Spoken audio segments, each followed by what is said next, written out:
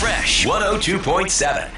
Hi, everybody. We're Trey and Ghia, the new afternoon drive show on Fresh 102.7. Hello. Welcome to the Adorama Live Theater. Thank you for being a part of this special night. You guys might recognize the people sitting next to me. This, ladies and gentlemen, is Trey.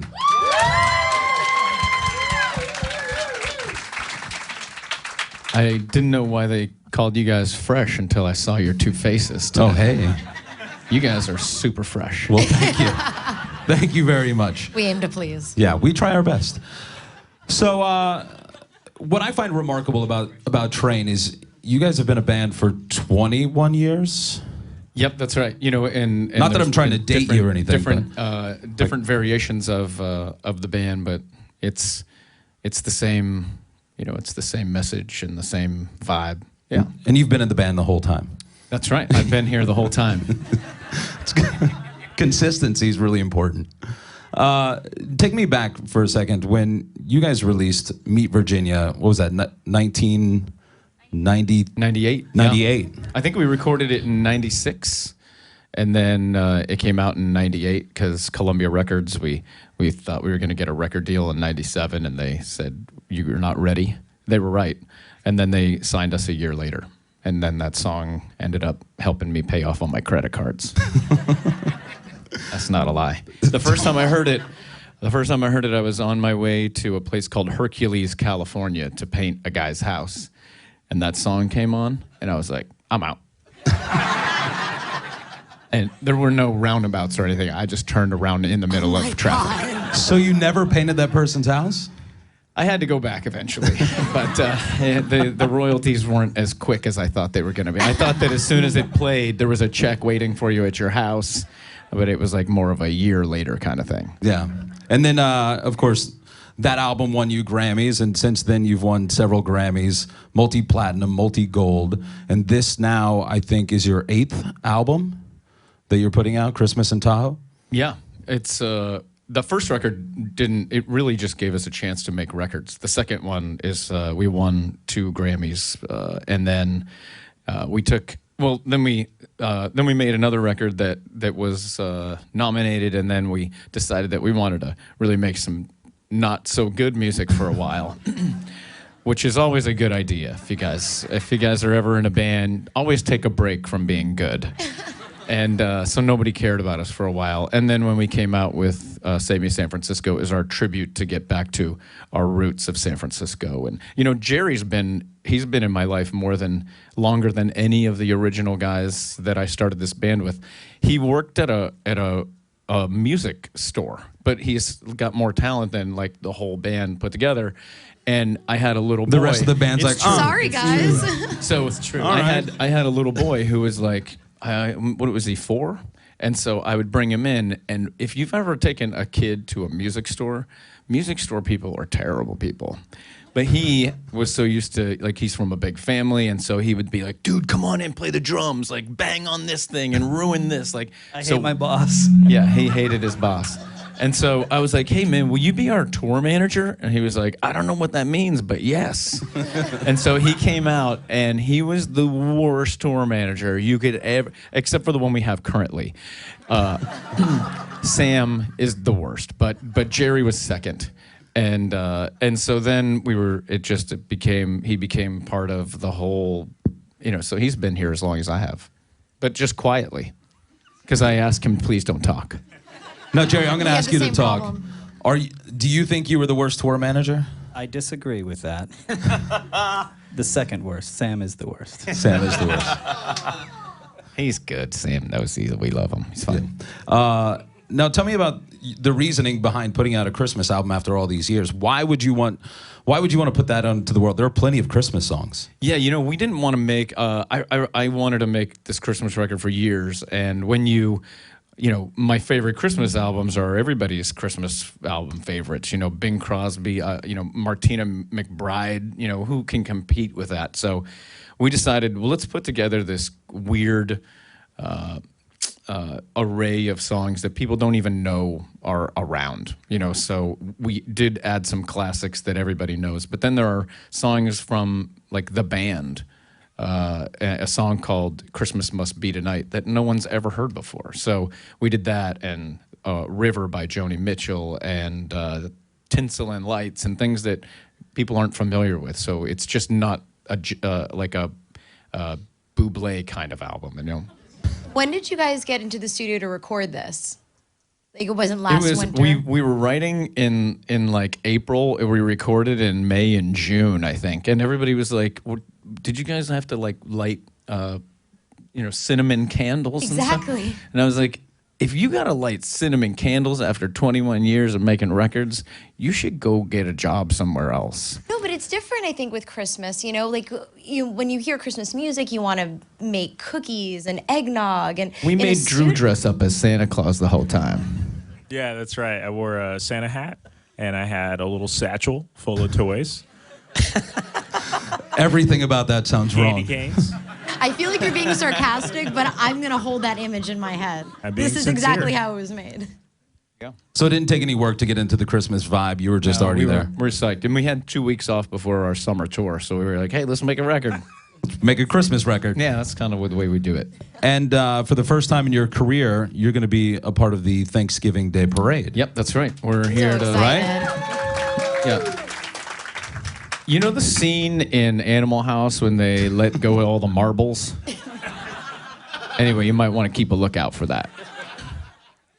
He told me he's really going to do it, by the way, just so you know.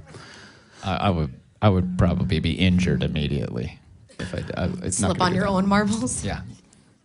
Everything about that sounded wrong, too. That's so right.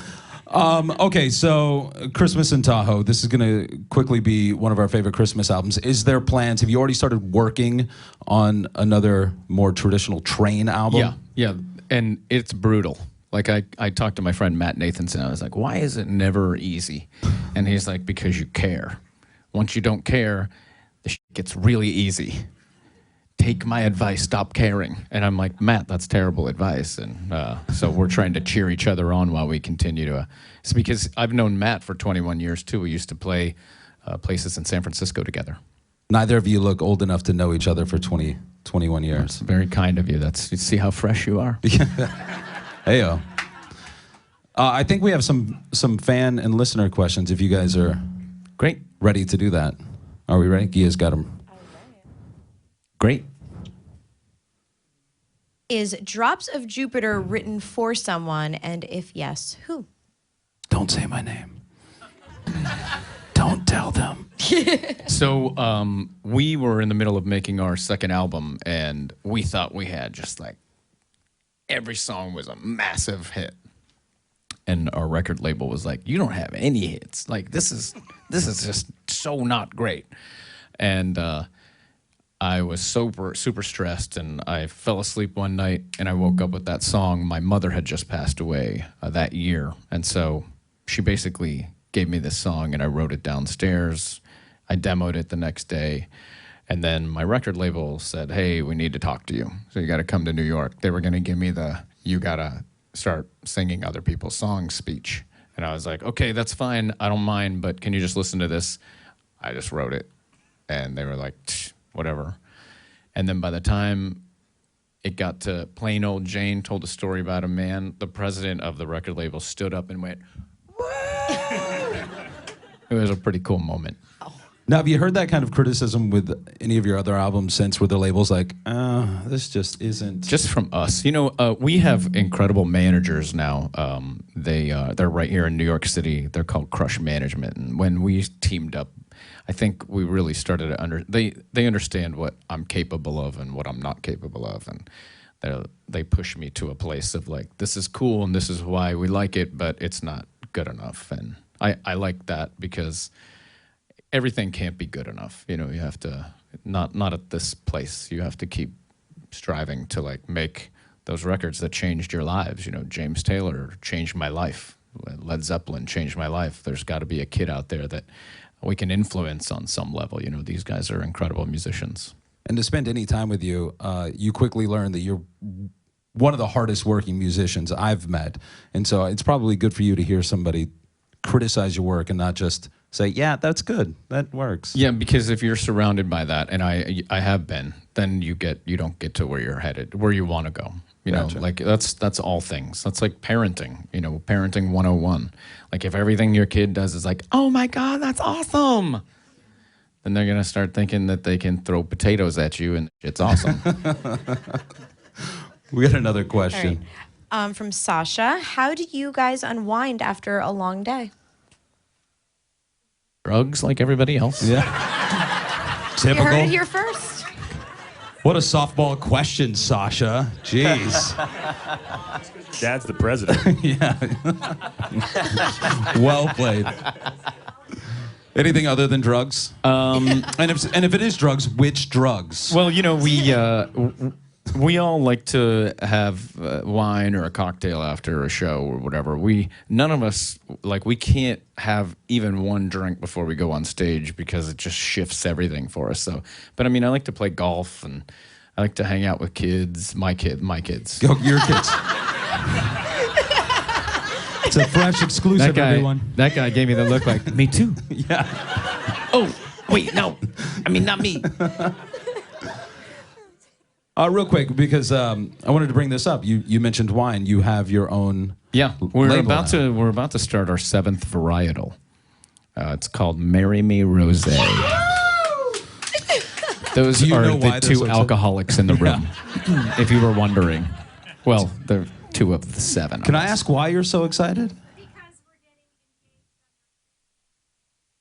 How do you know? You already have the ring? All right. Oh my God. Well, Well, then there you go. you got it. Wow. Congratulations on your Yeah. future engagement. Just a tip. In case you ever get engaged again, you don't tell them until it actually happens. The ladies like a surprise. It's better if it's a surprise. Yeah, but it'll be on a cruise You know, with Train. It's a Surprise. It's interesting, like the ring thing, like the promise ring. Like, have you ever heard of a push ring? No. Do you know what that is? Oh yeah, Oh, that's push gift. I've heard of that. Oh, yeah. I think that's Wait, what is insane. that? a push gift. Yeah. Like Oh, I've all heard of, this like, stuff push was like presents. new to me a few years ago. I was like, wait, I gotta buy stuff for that. Like it was all like there's always a new. Well, here comes Tuesday is buy me some stuff day. Tuesday. Yeah. He's already deep They're into saving loving San it. Francisco wine. How many Awesome. bottles did you guys have? They're good. Well, thank So, you and congratulations. Yeah, that's our again. wine, and they're a lovely couple that they have some. They've been on a couple of our cruises. Our cruise is sold out. It's going to be so fun. We're going to Jamaica, and so when you go to Jamaica, everybody wants to come because they can do stuff and not get arrested. Because most of the people in this room want to do stuff, but not go get arrested. The only thing that keeps they look like those kinds of people. Totally. They'll be on the cruise. But the wine does more than just get our friends inebriated. It's Yeah, actually it's supportive of a charity in San Francisco called Family House, and I've been there many times. And every town has a family house type of facility where they provide housing for low-income families and of very sick kids. And some of these kids, I get to see them twice or 3 times, and then they get to go home. Or sometimes you get to see them once, and it's tough because these parents have to quit their jobs. You know, they don't know how much time they have with their children, and so their life just is shaken in every way. And so we just try to provide a little bit of cushion that they can not think about one thing, which is where am I going to sleep?